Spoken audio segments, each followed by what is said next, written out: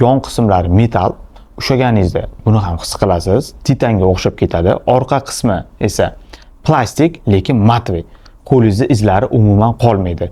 Kamera joylashuviga e'tibor bering. Kamerani o'zgacha qilib joylashtirib qo'yishgan. Kameraga dizaynni zo'r qilib ishlashgan, lekin qo'lingizda izi ozgina qolib ketadi. Bu yerda e'tibor beradigan bo'lsangiz, 3 ta kamera, spishka hamda mana bu yerda indikator joylashgan. Bu yonib o'chadigan indikator hisoblanadi. Bu haqida yana gaplashamiz. Demak, yon qismida bizada ovozni ko'tarish va tushirish hamda blokirovka tugmalari joylashgan. Tepa qismi hamda ostki qismida dinamikalar joylashgan. 3,5 mm razyom yo'q, uni olib tashlashgan hamda faqatgina USB-C qoldirilgan.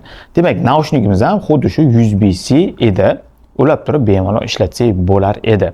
Dizayn borasida to'g'risini aytsam, meni fikrim juda ham chiroyli. Bizga mana bu titan rangida taqdim etilgan. Bundan tashqari boshqa ranglari ham bor.